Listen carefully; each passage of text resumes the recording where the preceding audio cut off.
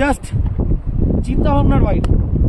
জংলি ঘোড়া লাদাখে যদিও দেখা যায়, কিন্তু এই ঘোড়াগুলোর এত কাছ থেকে একদম সামনে, মানে আমার থেকে 5 হাত ডিস্টেন্সে এই 3টে ঘোড়া, এদিকে 3টে ঘোড়া, আর পুরো এই ভ্যালি জুড়ে ঘোড়া, আর সাথে এই সবুজ, যেটা নর্মাল লাদাখে মানে লে নুব্রা, প্যাঙ্গন, সুমুরুরি ওই দিকটাতে ঘোড়া তো অবশ্যই দেখা যায়, কিন্তু এত সবুজ নেই।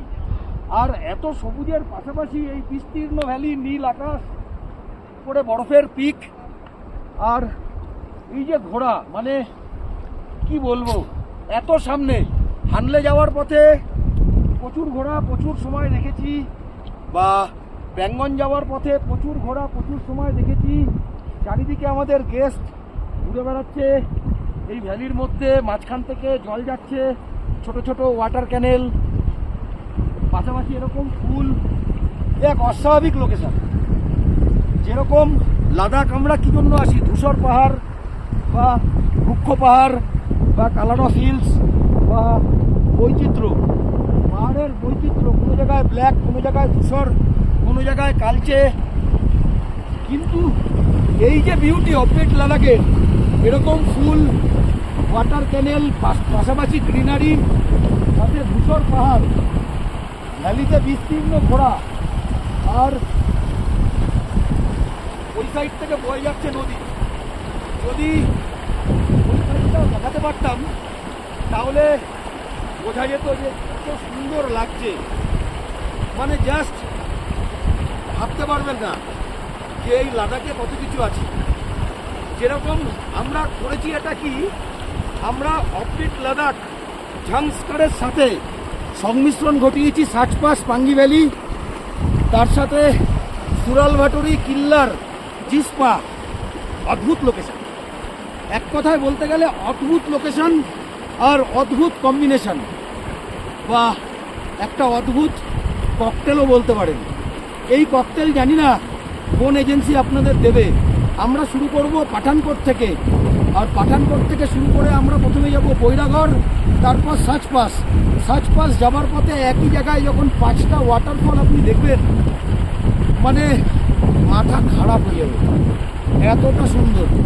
তারপর পাঙ্গি ভ্যালি, সুরাল ভাটুরি, কিল্লার, মানে ওই রাস্তা দিয়ে যখন আপনি আসবেন না, একবার এক ওয়াটারফল, মানে আপনি গুনে শেষ করতে পারবেন না যে কতগুলো ওয়াটারফল আপনি দেখবেন এই ট্রিপে। তারপর জিসপা, গণমরঞ্জন, অন্যতম আকর্ষণ। তারপর সাদুম, এ মানে পূর্ণে অন্যরকম, অন্য লেভেল। ঝাংস্কার, কার্গিল, রংদুম, কত কি, পেনজিলা লেক, পেনজিলা টপ, একদিকে বরফের সাম্রাজ্য, আর একদিকে ধূসর পাহাড়, আর একদিকে বিস্তীর্ণ ভ্যালি, তার সাথে সবুজ আর এরকম ফুল। জানি না মাথা খারাপ হবে কিনা, বাট এই অদ্ভুত ককটেলটা কারুর কাছে নেই। এই রুটগুলো কেউ করে না। কারণ কি? কারণ এই রুটগুলো দুর্গম, এই রুটগুলোয় সমস্ত ফ্যাসিলিটিস নেই, এই রুটগুলোয় ট্রিপ করলে অনেক রিস্ক নিতে হয়।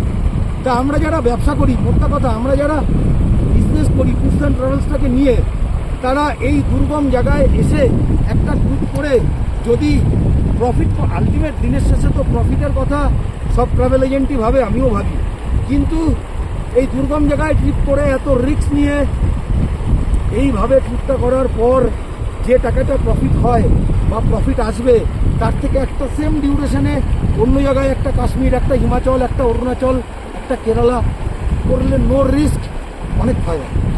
কিন্তু আমি ভালোবাসি, আমি ঘুরতে ভালোবাসি, আমি নতুন নতুন লোকেশন যেতে ভালোবাসি, আমি নতুন কিছু করতে ভালোবাসি। তার জন্য এই ট্রিপটা করা, আপনাদের কথা ভেবে, আমাদের গেস্টদের কথা ভেবে।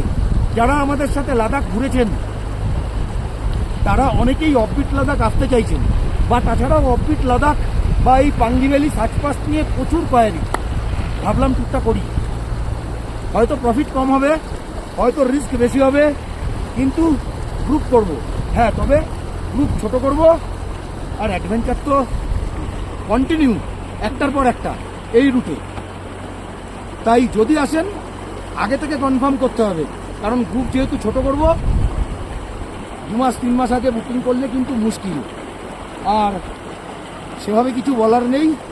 সবাই ভালো থাকবেন, ভালো করে রিসার্চ করবেন, ভালো করে দেখবেন এই রুটটা সম্পর্কে আপনাদের আইডিয়া হবে যে কি রুট আমরা করছি আর সেই রুটে আমরা কিভাবে ঘুরবো সম্পূর্ণটা, আর তাড়াতাড়ি কনফার্ম করব।